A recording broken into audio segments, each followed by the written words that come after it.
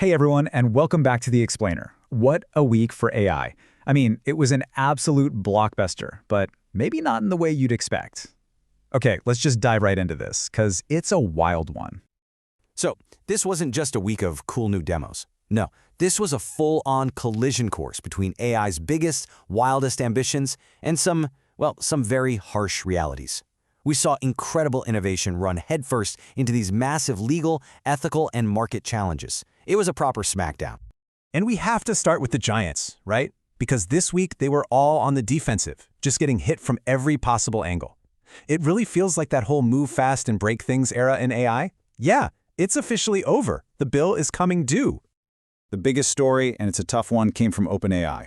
Attorneys General from California and Delaware issued this really stark warning, saying that public confidence has been, and I quote, rightly shaken. And this all came after two deeply troubling tragedies involving minors and their interactions with an OpenAI chatbot. Just a brutal headline. Now here's where it gets really interesting. How did OpenAI respond? Well, check this out. While that crisis was unfolding, they simultaneously launched a massive partnership with Walmart. The goal? To certify 10 million Americans in AI skills. It's a classic two-front move. You've got a major safety crisis over here, but you're also pushing this counter-narrative that you're a huge force for economic good. And then, bam, Anthropic, the makers of Claude, got hit with a historic settlement. Why? For using pirated books from so-called shadow libraries to train their models.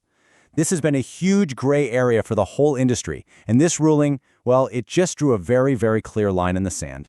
So, what's the price tag for crossing that line? A staggering $1.5 billion. That is a massive number, and it sets a huge precedent. It's basically a warning shot to the entire industry, saying, hey, if you use sketchy training data, it's going to cost you. And the lawsuits didn't stop there, not by a long shot. Hollywood is now taking aggressive aim at AI image generators.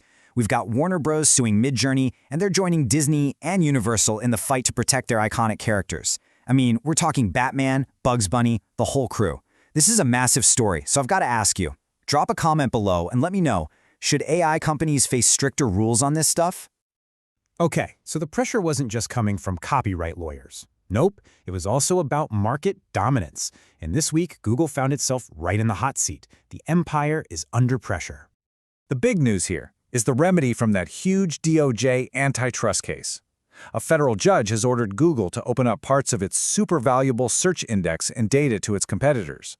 I mean, this is a direct shot at the heart of their empire. It's like forcing Coke to share its secret formula.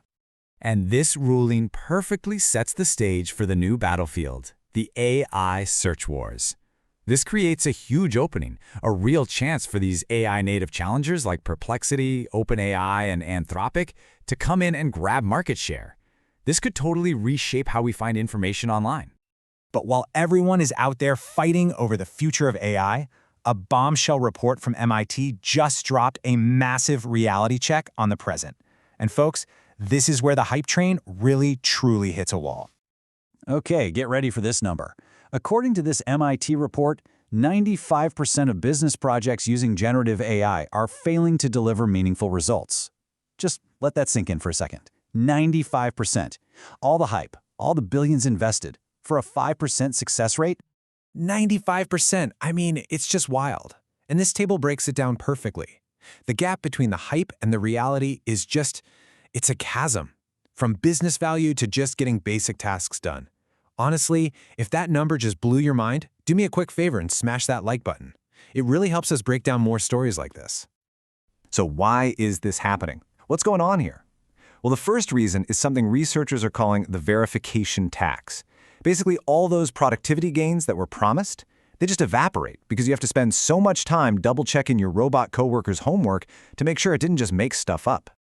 The second reason, though, is maybe even more concerning. It's this new AI bias, where the models are actually being trained to prefer their own output over stuff written by humans. This could create this really dangerous feedback loop that just pushes out human creativity and expertise. It's kind of creepy, right? So after that massive dose of reality, you might be wondering, okay, does any of this AI stuff actually work? And the answer is a big yes. But you have to look away from the screen and into the physical world. Get this. While all those office chatbots are struggling to prove their worth, humanoid robots are actually getting hired. They are being deployed right now in factories for companies like BMW and Hyundai. This isn't a demo. This is happening today. They're on the payroll. And the breakthrough here is how they learn. This is the cool part. They're using the same kind of AI models from companies like OpenAI to just watch humans, understand voice commands, and then figure out how to do complex tasks on the fly. This makes them way more flexible than those old-school factory robots.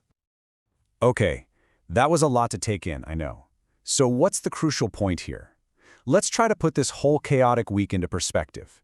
Here are the big takeaways, the stuff you really need to remember. These are the 4 big strategic shifts that are going to define the next phase of AI.